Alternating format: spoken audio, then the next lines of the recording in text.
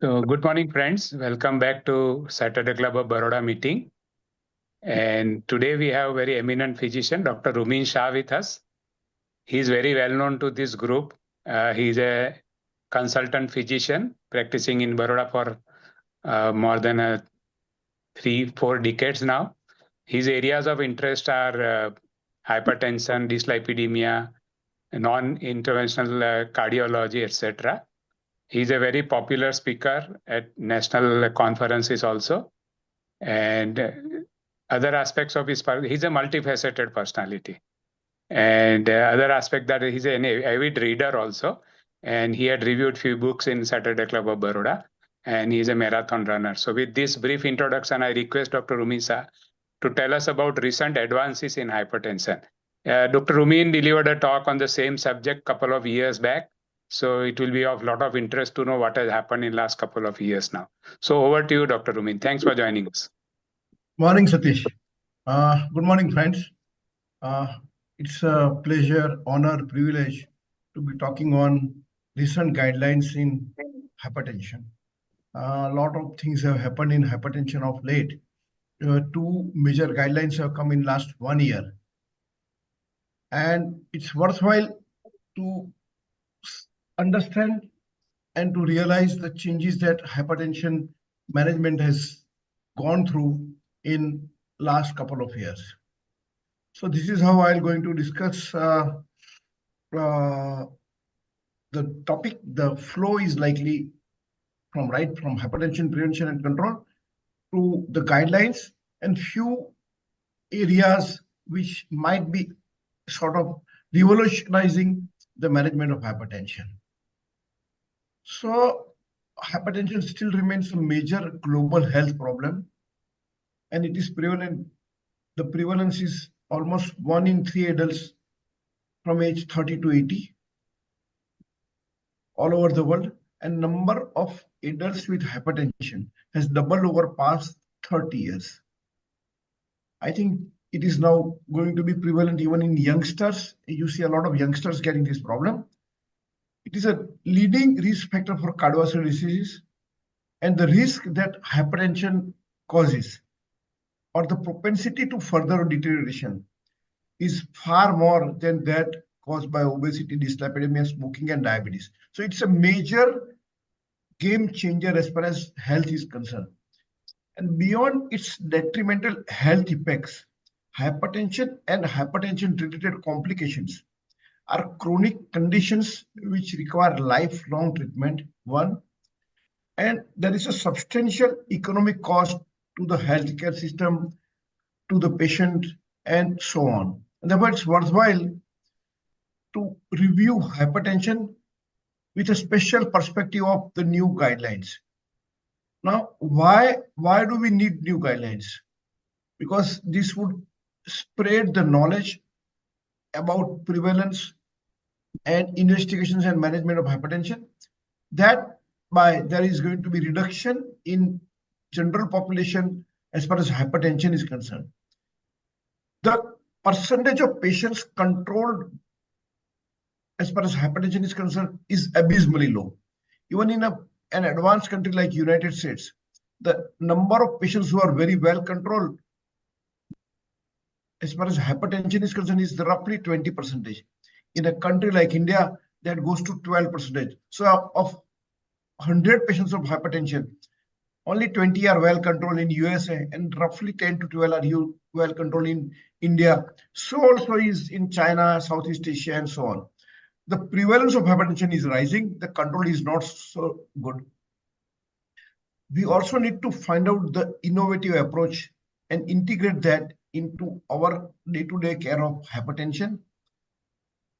We need to rise to the and engage the patient proactively, which is going to be a very important message given by the new guidelines. And we also need to improve the goals, the methodologies, and set new bars to control blood pressure epidemic, which is going to be very, very highly prevalent all over the world. So let's start first with the ESC guidelines. Now, this guideline was published on 30th August 2024, almost a year back.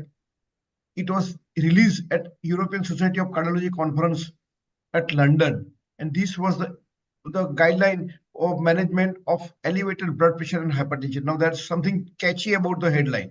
Now, what is that? The guideline starts initially with modification of the original Page model of hypertension.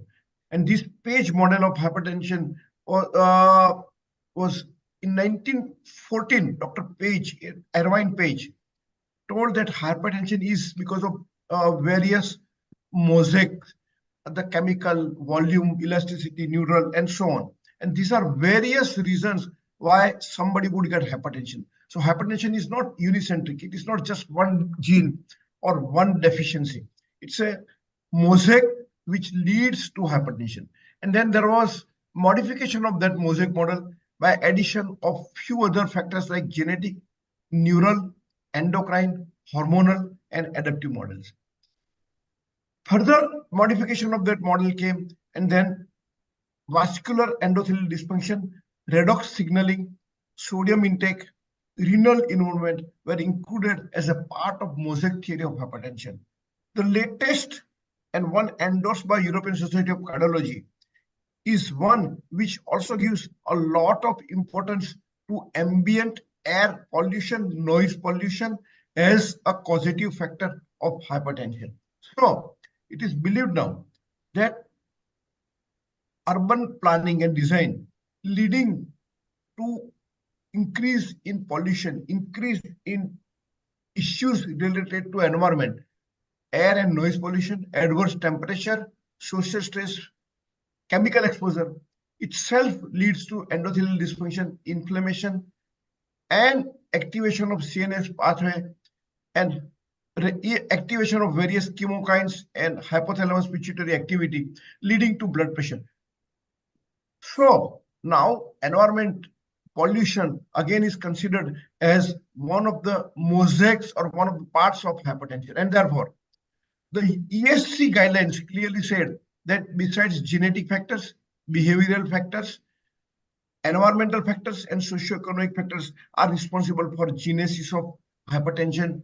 And there could be other mechanisms which are basic, inherent, like renal salt sensitivity, renin-angiotensin system, the neural modification, and vascular or endothelial reactivity, which are already there, and they are precipitated by four major influences: genetics, obviously we know that, behavior, the personality, the stress, environmental factors as we discussed, the noise pollution, air pollution, and socioeconomic and psychological factors. And this in turn leads to higher prevalence of hypertension, higher propensity to hypertension. The guidelines clearly give great emphasis on measuring blood pressure. The standard, this is, again, I'll re-emphasize this has been discussed in past. You need to measure it when the patient is seated comfortably with a validated device. The arm has to be rested. The BP cuff has to be at the same level of the heart. We need to look for orthostatic hypotension by checking the blood pressure in standing position, and preferably, time permitting, you need to measure BP 3 times and find out the average. Also simultaneously recording the heart rate and if possible, on the first visit to measure blood pressure in both arms is very necessary to find out vascular involvement, the arterial involvement. There is a very great emphasis on home-based blood pressure measurement. And as I go further, the importance of measuring blood pressure at home comes because, again, there is emphasis on measuring the home blood pressure in a quiet room, 2 readings, good machine, recording the machine, and preferably measuring the blood pressure twice a day. Ambulatory blood pressure measurement, in which the patient is given a blood pressure machine and the patient moves around, and there is a continuous recording of blood pressure, is considered as a state of art or a standard of care in diagnosing hypertension. Now, why do we have to go beyond office measurement of blood pressure for labeling the patient as blood pressure? And there comes the catch.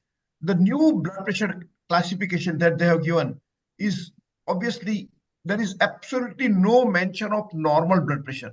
So according to European Society of Cardiology, there is nothing like normal blood pressure. There is a non-elevated blood pressure. So a blood pressure, systolic blood pressure above below 120 and diastolic blood pressure below 70 in our consulting room is considered as non-elevated blood pressure.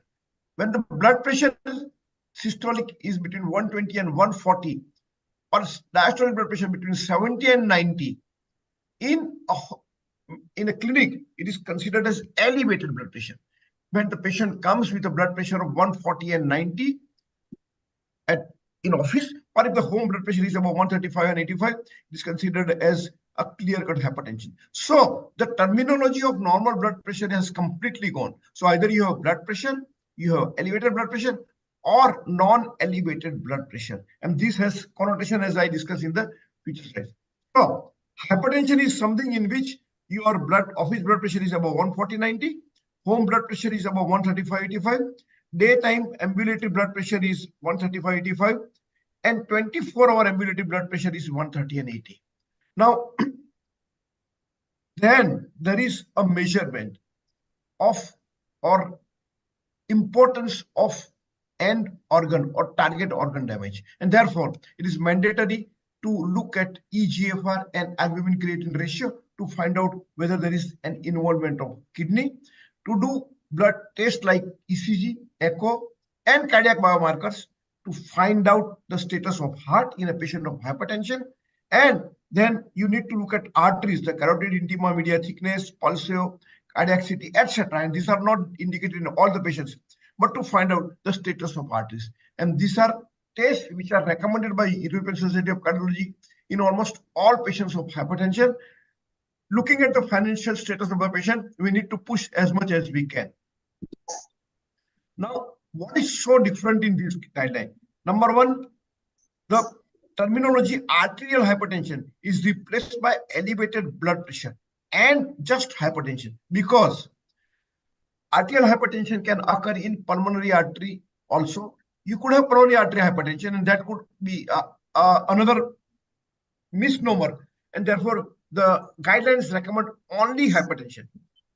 Elevated BP, which is normal but upper limit, signifies risk of CV disease even before reaching the threshold value of hypertension. So even before the patient reaches a blood pressure of 140/90, the damage that you can get would still start when the blood pressure is 130, and therefore there is this different terminology of elevated BP. It has been seen that even 5 millimeter, modest reduction of 5 millimeter systolic blood pressure reduces cardiovascular events by 10%. And any modest BP reduction prevents cardiovascular disease. And therefore, it is very important that we label blood just as elevated blood pressure and hypertension rather than arterial hypertension, rather than accelerated hypertension. So blood pressure terminology is clearly elevated BP is between 120 and 140 systolic and 70 to 90 diastolic. Non-elevated BP, so-called normal blood pressure, is below 120 and 70. And very surprisingly, but very, very courageously, the guideline has not mentioned any definition of normal blood pressure. So there is nothing like normal blood pressure. It is just non-elevated blood pressure and elevated blood pressure. Now, what about measurement of BP?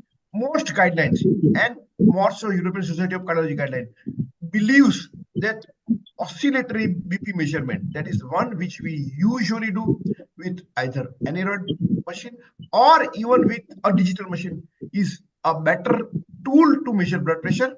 Oscillatory measurement is indicated only in two subsets of patients, those having atrial fibrillation and pregnant female.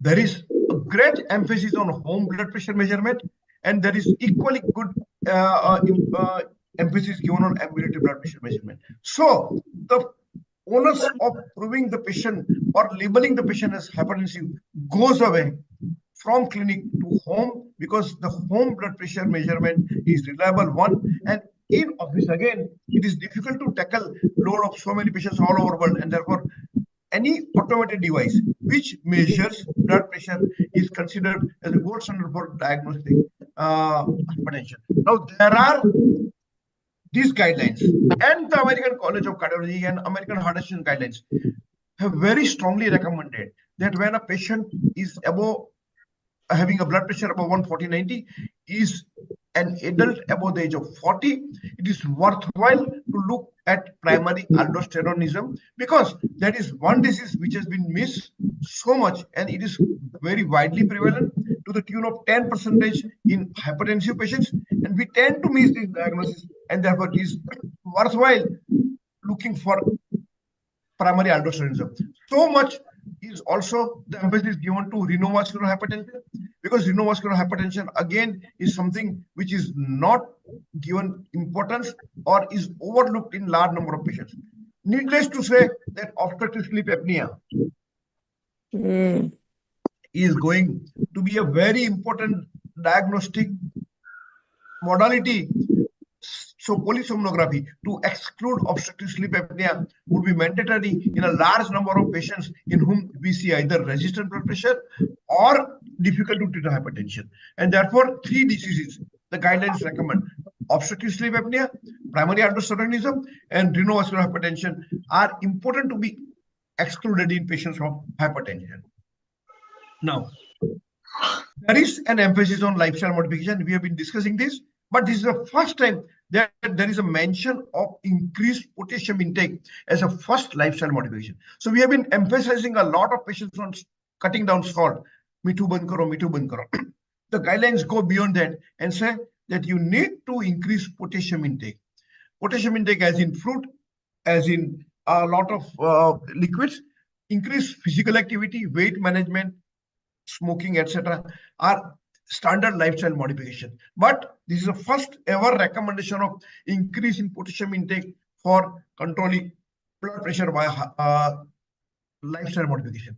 There is an emphasis on isometric resistant exercise, dynamic resistant exercise in management of hypertension. So far, our emphasis was going to be only on aerobic exercise like walking, swimming, cycling. There is a great emphasis now on isometric resistant exercise and dynamic resistant exercise as a modality to control blood pressure in a large number of patients or as an initial treatment. Now, what about pharmacotherapy of blood pressure? The European Society of Cardiology guidelines recommend ALARA principle. What is ALARA principle? ALARA principle says that you need to reduce BP as low as reasonably achievable whenever possible. So the guidelines clearly say that try to bring down BP in every single individual to the systolic blood pressure between 120 to 130 and diastolic blood pressure between 70 and 80. And this is as low as reasonably achievable. There have been issues, there have been criticisms of this guideline, but the European Society of Cardiology and subsequent American College of Cardiology guidelines strongly believe that the lower is the better. And you can bring it, except for in elderly, except for in those who have other comorbidities of frail individual, it is worthwhile bringing down blood pressure to as low as possible, preferably 120 systolic and 70 diastolic. Now, the guidelines clearly recommend, and this has been recommended since 2018, that always start a patient on double drugs, a combination therapy of two drugs, preferably a RAS inhibitors, an ACE inhibitor or ARB with calcium channel blocker, or diuretic. This is class 1 recommendation. There are very few patients who would require just single triplet. And who are there? They are patients above age of 85. They have severe frailty. That means there is a chance of fall. And they have symptomatic orthostatic hypotension. Apart from that, almost every single individual that comes to you with hypertension, you need to put them on combination therapy of 2 drugs. And here, for the first time, diuretics have been recommended as first-line therapy. Again, if there is no improvement and the blood pressure continues to high, give the patient low-dose triple drug therapy. Now, this is against the original principle of step care therapy. Start with 1 drug, which does not work, go to 2nd drug and 3rd drug. No, day 1 start with 2 drugs and then control low dose so that you control the side effects and you are more effective in controlling the blood pressure. The recommendation says that at any stage, add beta blockers if there are compelling indications like angina, post-MI, heart failure, or there is tachycardia. So basically, the guidelines clearly recommend that the drug of choice is going to be either a RAS inhibitor, ACE or ARB, a calcium channel blocker, a diuretic, and later on, if need be, a beta blocker as step 3 therapy. Now, it is only in the resistant hypertension that there is a mention of drugs like spironolactone and centrally acting drugs and so on. So clearly, the recommendation is for RAS inhibitors. So treatment, again, as I'll repeat, start with low-dose double combination therapy, ACE, ARB, calcium channel blocker, or diuretic. And if there is no improvement, start with triple drug therapy combination and add beta blockers if there is compelling indication like IHD. If the blood pressure still remains high, put the patient on spironolactone, a centrally acting drug, or a vasodilator. Now, what about isolated systolic blood pressure? And we see large number of elderly having isolated systolic blood pressure because of stiffness of the arteries.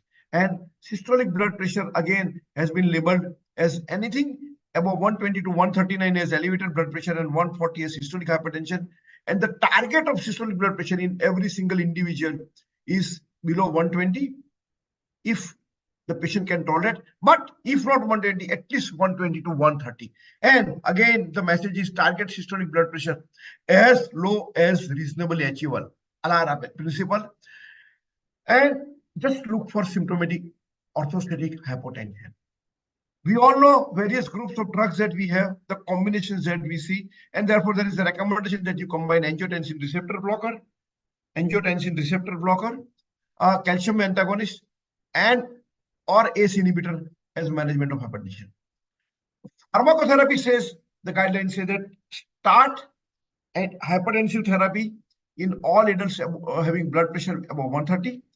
Again, same RAS inhibitors, calcium channel blocker, thiazides, preferably single pill combination to improve compliance and the target of 120 to 180. Now, so if I have to highlight the guidelines of this, the blood pressure medication has to be started when the BP crosses 140/90, or if it is between 130 to 140 and 80 to 90, when there is a high risk condition like ischemic heart disease or a renal impairment of diabetes, or there are risk calculators, depending on that, start with a drug, even with a blood pressure of 130,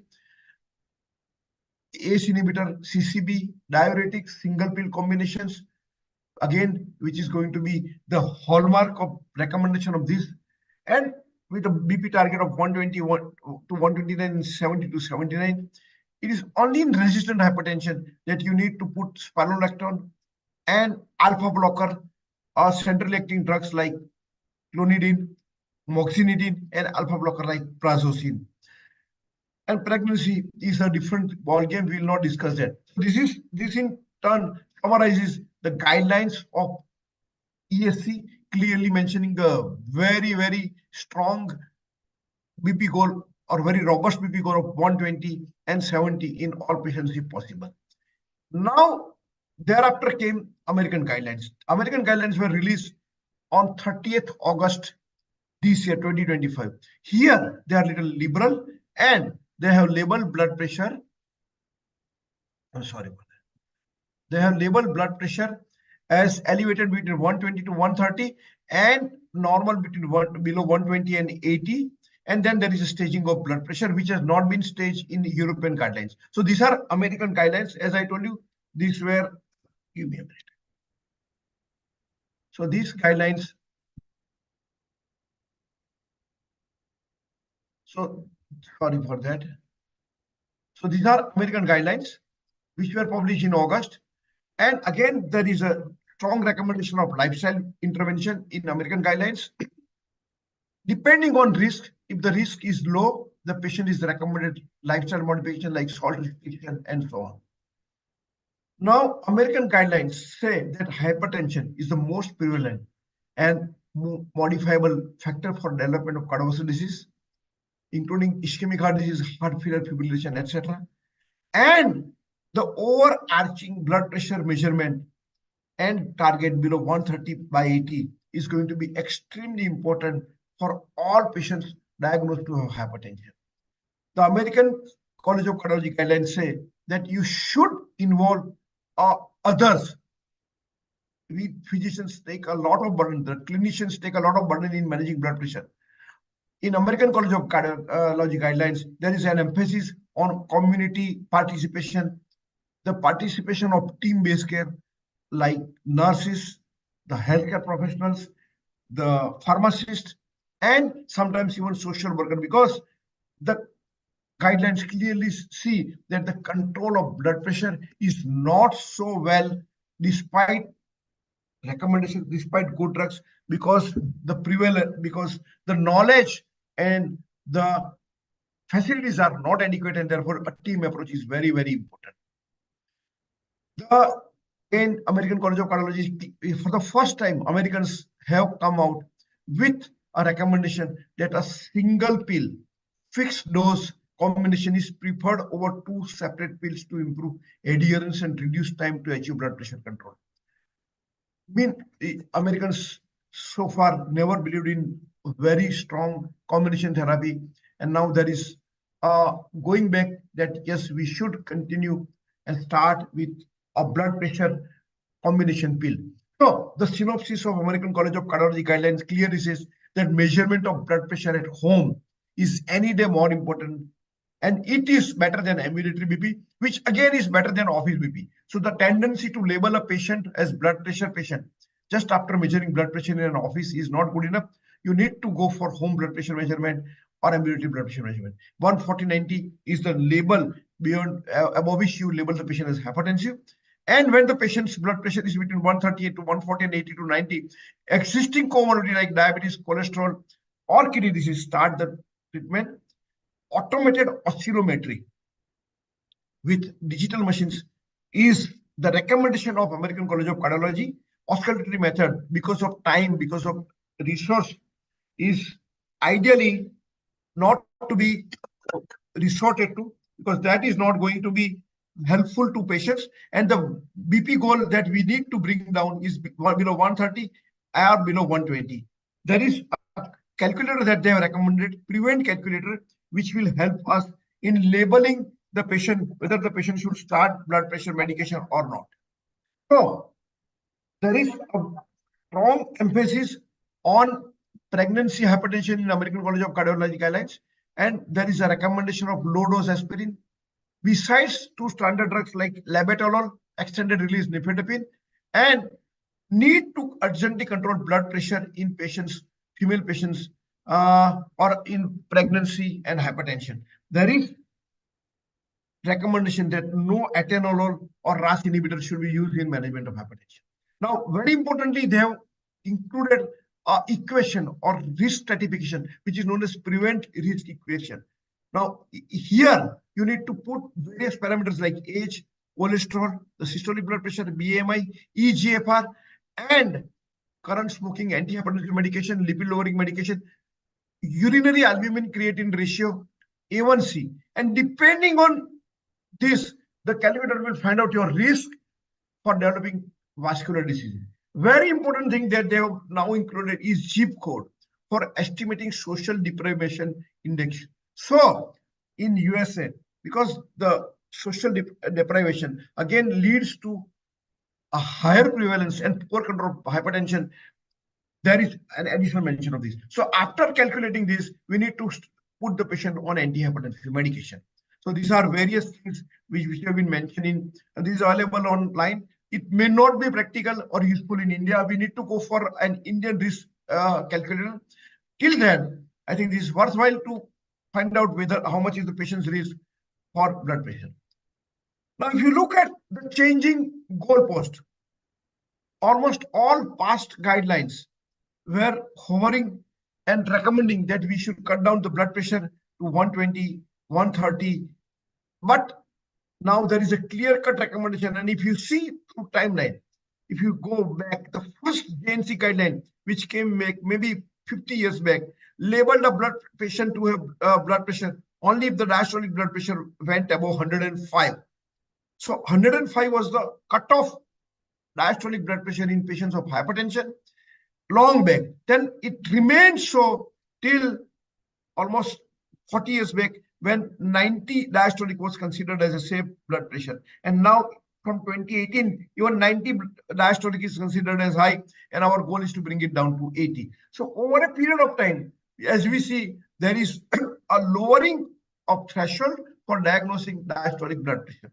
If you look at blood pressure guidelines from JNC 1 to JNC 7, it is clearly seen that the guidelines have now become very stringent, very focused, and the bottom line is to bring down. So if the blood pressure, systolic blood pressure was 160 as a cutoff in JNC 2 or 3 guidelines, now it has gone down to 130, 140.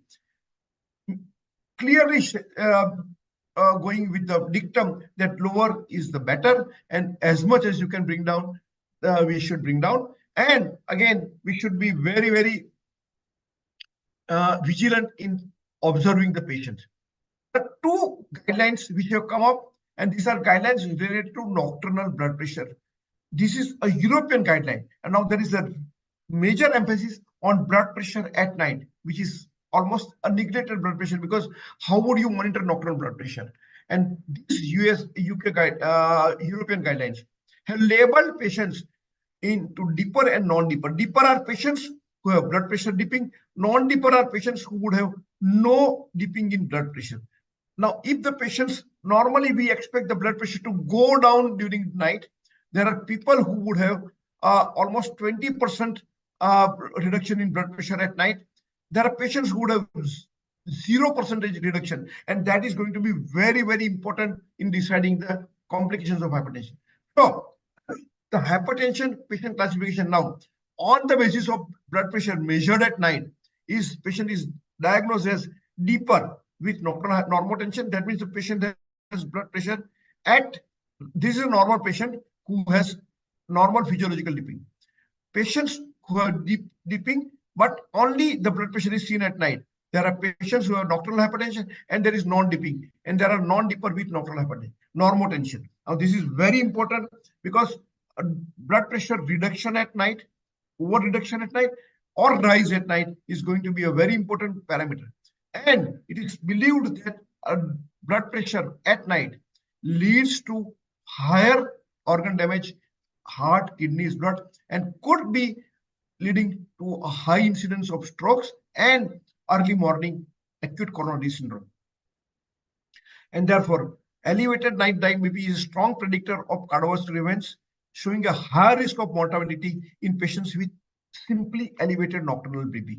And therefore, you need to look at sleep pattern of the patient to rule out obstructive sleep apnea, restless leg syndrome, central hypersomnias, and dedicated or pure insomnia. And these are guidelines which clearly say that blood pressure relation has to do with sleep, and therefore you need to find out sleep disturbances as well.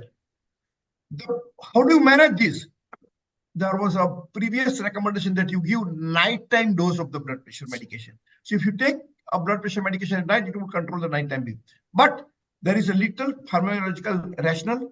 There is questionable efficacy, that whether it will clearly control blood pressure at night or not. And there could be medication-related adverse events like push-pull hypotension or fall at night.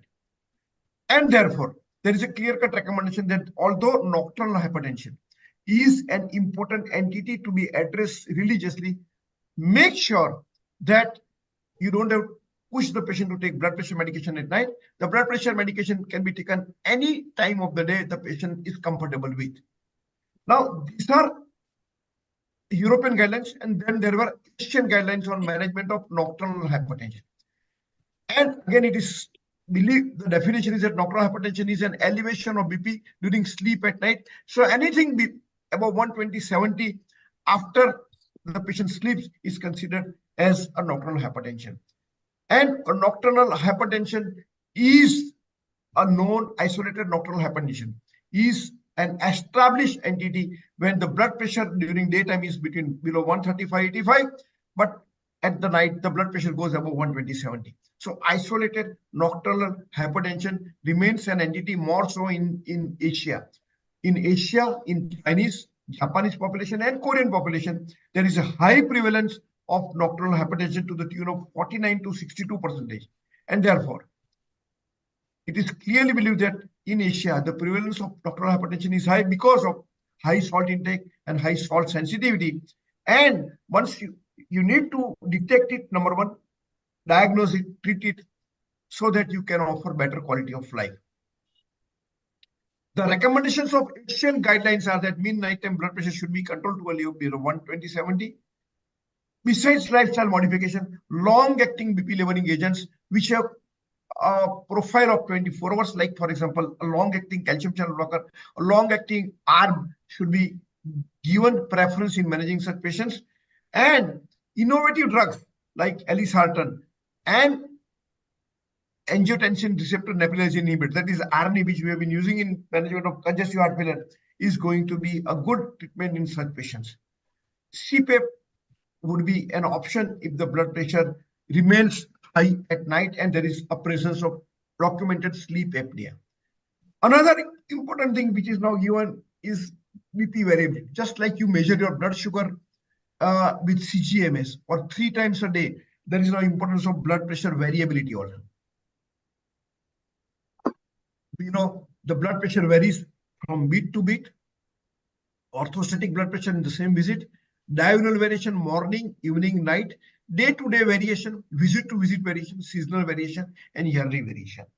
Depending on how you monitor, you can see that patients undergo a large amount of variability in blood pressure, which in turn is responsible for higher incidence of when there is a short-term variation or a long-term variation, there is going to be remodeling of vasculature, damage of endothelium, inflammation, arterial stiffness, subclinical and clinical end organ damage, and inflammation and thickening of the arteries. And therefore, it is better to bring BP under control for all 24 hours uniformly. And the BP variability, it is believed that long-term BP variability is an important risk factor. Large fluctuation in blood pressure throughout the day leads to higher cardiovascular morbidity and mortality, and long-acting calcium channel blockers like amlodipine and some new drugs, cilindipine and so on, would be right drug for such patients. And there is a recommendation that besides measuring one single isolated clinic blood pressure or one single isolated home blood pressure, we need to look at variability of blood pressure throughout the day, and depending on the variability, we need to streamline the treatment. Blood pressure variability is an independent marker of vascular damage. It could be a short-term variability, it could be a medium-term variability, or long-term variability. And there are statistical inputs with that variability, but with age, with diabetes, smoking, and vascular disease, this is going to be highly prevalent, and we need to monitor, label BP variability, and treat it accordingly. Now, having seen now that, I'll go to hypertension in female. There is now a lot of emphasis on gender-based treatment of hypertension, and it is seen that hypertension and its sequelae in women should be treated by a multidisciplinary team, not only a physician, a gynecologist, and nurses, and so on. And choices of therapy should be made in relation to peri, post-menopausal phase. And obviously, pregnancy-induced hypertension is going to be a major treatment modality because of the various hormonal changes that a female undergoes. the blood pressure management in such patients is going to be different from that you manage in a male patient. And there are several challenges and unmet needs to optimize the management of hypertension. These are algorithms given for hypertension during reproductive age, when the patient is between roughly 15 to 50. And there are hypertension management during perimenopausal age, hypertension in postmenopausal age, and pregnancy or hypertension during pregnancy. So there are 4 kinds of hypertension management, different protocols for females: reproductive age, perimenopausal, postmenopausal, and obviously pregnancy is going to be a different ball game in managing hypertension in a female. Having seen now that, if you look at the management of blood pressure, if you look, now let us first go back to diabetes. From 1920 to almost 2025, we have seen large number of drug or molecules for treatment of diabetes. But the same pace, same speed is not seen in diabetes. Last 18 years, we have not seen a single new molecule which has come for management of hypertension. If you look at,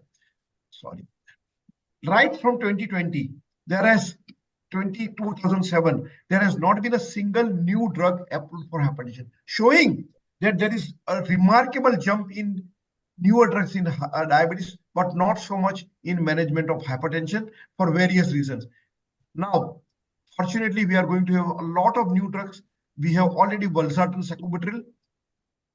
Drugs used in diabetes, SGLT2 inhibitors, GLP-1 agonist, and GI agonist. That is tirzepatide. GLP-1 is semaglutide. Also, offer some amount of blood pressure reduction, but the drugs which are going to be helpful or change the treatment modality is going to be dual endothelin blocker like aprocitentan, philibastat, or aminopeptidase inhibitor, MR receptor blocker like finerenone, and aldosterone synthesis inhibitor baxdrostat. There is going to be a genetic targeting of blood pressure control, but that is not going to be available too soon. So you have drugs like dual endothelin A and B receptor blocker like aprocitentan, aminopeptidase blocker like philibastat, mineralocorticoid receptor blocker eplerenone and finerenone, aldosterone synthase blocker baxdrostat, and drugs like monoclonal antibodies and mRNA drugs which are going to be available in future to control blood pressure. So these are various new classes which we discuss, which could be useful in management of blood pressure in future. No hypertension talk can go without management of renal sympathetic degeneration. It is believed that sympathetic activity of the renal vessels, if you can target them, there is a good chance of controlling blood pressure and renal denervation, which modulates afferent sympathetic signal to the central nervous system, reducing global sympathetic activity by interrupting afferent sympathetic renal nerve.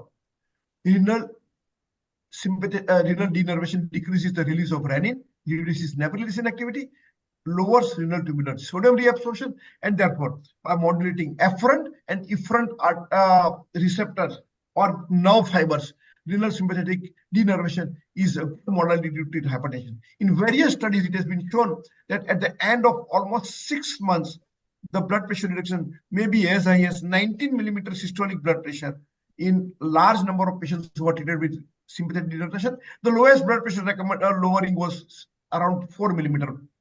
And if you look at diastolic, the 24-hour systolic blood pressure, that could be as low as good as 10 millimeter reduction of blood pressure when patient is offered renal sympathetic denervation. With new generation of second generation renal denervation therapy, it is going to be great help in a large number of younger individuals who would like to get out of blood pressure with one single treatment. And maybe this could be a modality of choice in future for younger patients, higher renin, higher sympathetic activity, and they could be cured or controlled with just one single procedure. And therefore, 2023 European Society of Hypertension guidelines gave renal sympathetic denervation a level 2B status, right in 2024 ESC guidelines have labeled them as 2B, but level evidence-based A. That means now even European Society of Cardiology is recommending that renal denervation could be a modality in some patients to control blood pressure. Now we last come to a very important thing, and that is automated office blood pressure measurement. And we discussed that now it is recommended that the blood pressure measurement should go away from physicians or nurses or practitioners to automation, and therefore Australian guidelines clearly say that you should have lots of automated machines all over to detect silent hypertensives, detect large number of patients, detect blood pressure fluctuations, poor control hypertension, and treat them aggressively. There is new technology which is known as cuffless BP devices. That means you don't use any cuff, and these are various ways: a transducer, a watch, a cell phone, and so on. And these have been now recommended and are coming as mainstream therapy or for diagnosing blood pressure. There are various wristwatch, wristband, foot patch, finger clip, and smartphone application, which is now recommended. Even FDA has approved that for measuring, detecting, and monitoring blood pressure, and as a good tool to monitoring blood pressure. Now, there are various issues like validation. There are issues like the sensitivity of the machines. But the recent American College of Cardiology guidelines clearly says that the use of cuffless BP is not recommended for diagnosis or management of high blood pressure. So clearly they said that no, right now the time has not yet come. So we have a lot of patients who come with a BP recording which is done on cell phone or done with a wristband or with a new sort of finger ring device. Right now they have no status. There is a role now of AI in hypertension, and AI can risk predict, diagnose, and monitor blood pressure. There is a role of AI or artificial intelligence in personalized treatment plans, medication adherence, in finding out genomic studies and clinical decision support systems. Telehealth monitoring, population health analytics, and natural language processing is also going to be a part of artificial intelligence in managing blood pressure. And therefore, there was this important paper which came from Bangalore very recently about digital twin in managing hypertension in diabetes. And here the patients were just given sensors. The sensor would manage both the blood pressure and or measure the sugar level and the blood pressure, and it was then transmitted to a central database.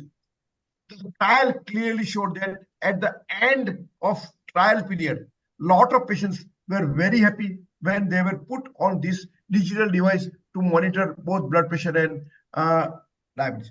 Clearly, it was seen that large number of patients at the end of 1 year who were put on digital therapy or digital monitoring responded to control of blood pressure. And therefore, there is a clear-cut role of digital technology, artificial intelligence in the management of hypertension. So, various lifestyle interventions based on physical activity, sleep modification can be advised with the help of AI, with the help of digital technology. AI-enabled digital technology is considered to be a future of management of hypertension, and large trials, large database will certainly help us in controlling such patients who have poor control of blood pressure. The 4S approach of hypertension says that look at salt and satiety, educate the patient about salt content, sensible drugs, a good combination. For example, it is now unwise to continue a drug like atenolol, but sensible drugs like RAS inhibitors, calcium channel blockers, and ACE or ARB, and diuretics with addition of beta blockers is going to be a great help in managing patients. When you use a sensible drug in sensible dose, you could offer a good control of blood pressure. You need to find out prevalence of slow resistant hypertension. That means the patient is having hypertension, but when you go at ambulatory blood pressure management or home blood pressure measurement, it is normal. And always look for secondary hypertension in form of aldosteronism or renal artery stenosis, or even obstructive sleep apnea. So this is known as 4S approach for sensible and perfect control of blood pressure. So I conclude my talk by telling that hypertension prevalence is on rise across all ages, groups, ethnicity, gender, and socioeconomic status. Early detection, risk stratification, and target organ damage need to be identified. A home blood pressure measurement, ambulatory blood pressure measurement, oscillometry measurement are very important in diagnosing blood pressure. Lifestyle modification, the salt restriction, potassium intake, exercise is going to be very important. The newer guidelines emphasize that there is nothing like normal blood pressure. You have either a non-elevated blood pressure or elevated blood pressure or hypertension. And therefore, you need to be very vigilant in early diagnosing the patient, treating the patient, picking them up, starting the treatment, even the first detection of BP of 140/90 with the aggressive goal of BP below 120 and preferably 70. Guideline directed combination therapy, a single pill of 1 tablet or a single pill of 2 molecules or 3 molecules is going to be the mainstay of treatment. Beta blockers would remain third line of treatment after calcium channel blocker, RAS inhibitors, and diuretics. And newer drugs, renal denervation, and artificial intelligence will change the outcome and diagnosis of hypertension. Thank you for your patience. If there are any questions, I'd be pleased to answer.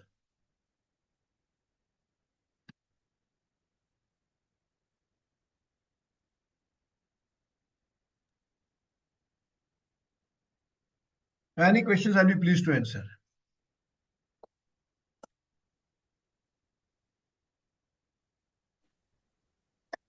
Thank you, Rumin. That was an excellent as expected. Very nice overview of recent guidelines. So now the house is open for any questions. Kiran Bhai, Chetan, the eminent physicians may participate in the discussion.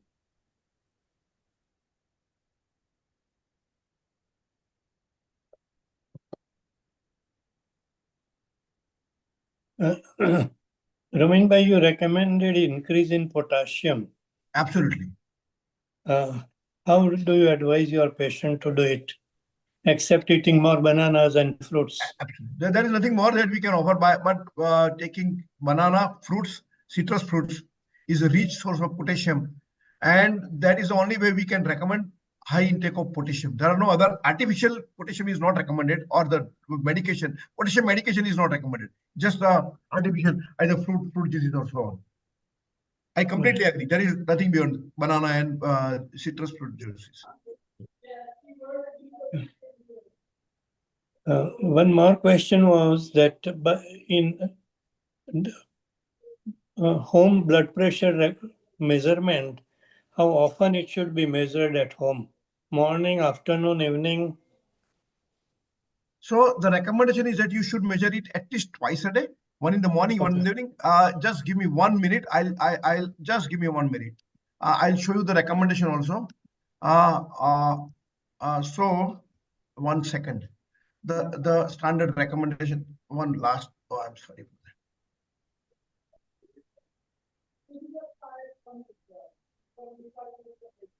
So the standard recommendation is that you should measure home blood pressure.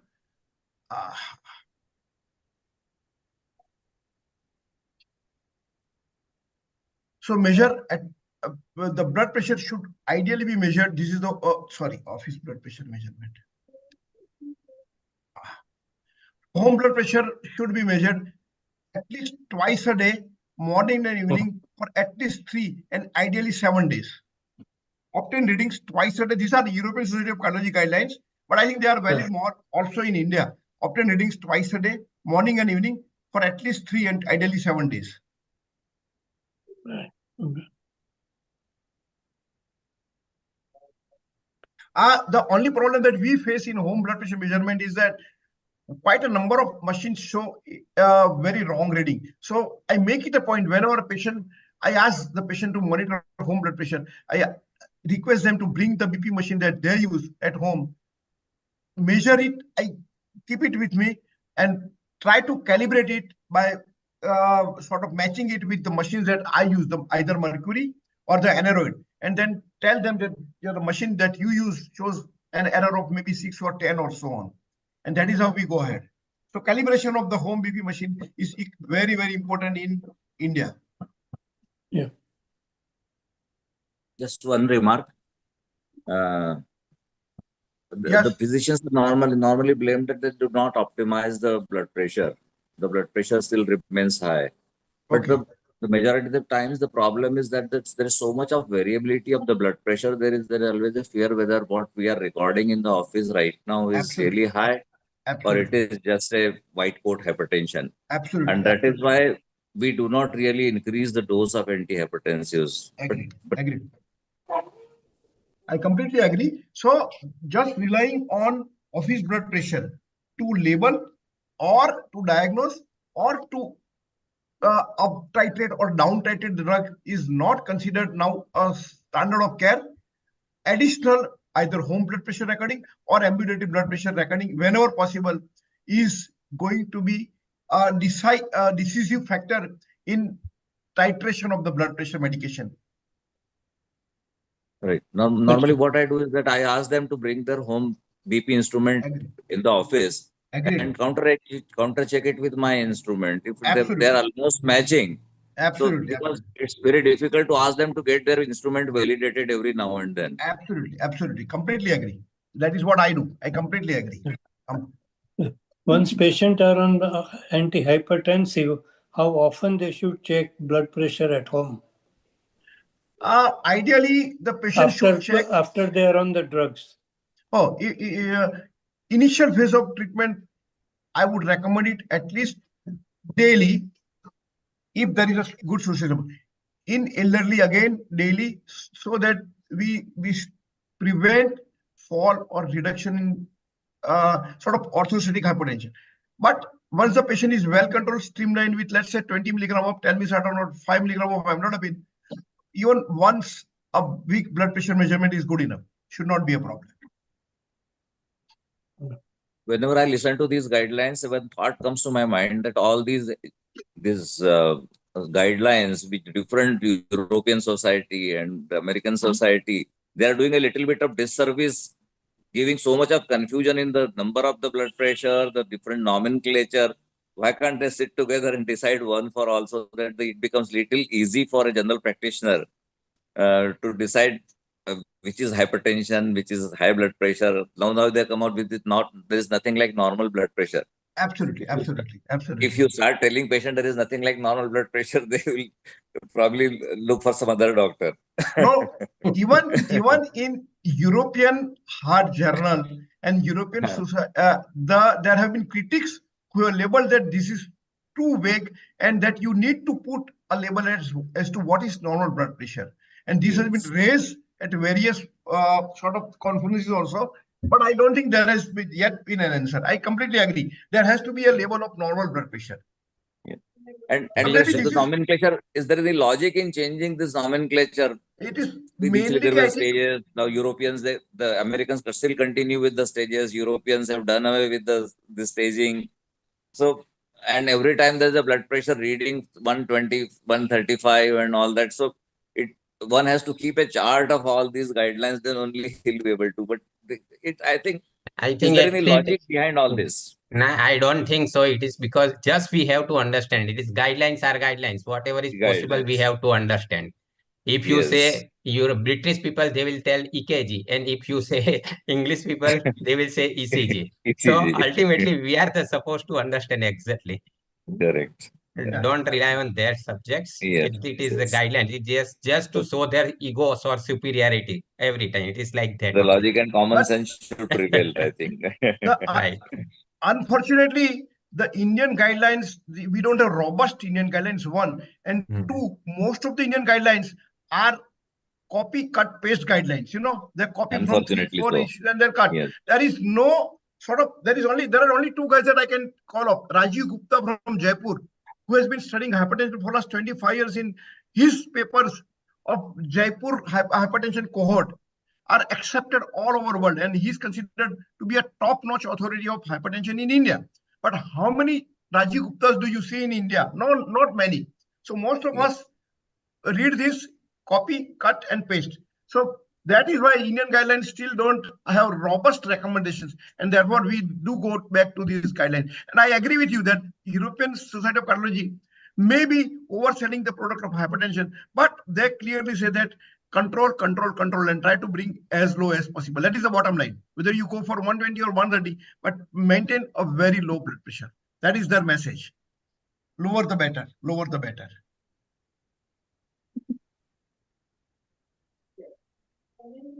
Yes. So I think we are already in time, and if there is no any more question, we'll conclude the session. Thank you, Romin bhai, for having a wonderful, very lucid talk on this hypertension. We had covered almost every aspect, from newer nomenclature to the nocturnal hypertension, BP variability, and like everything you had covered. Thank you once again for wonderful Thank you talk. for sparing precious Saturday morning with us. All of you, I wish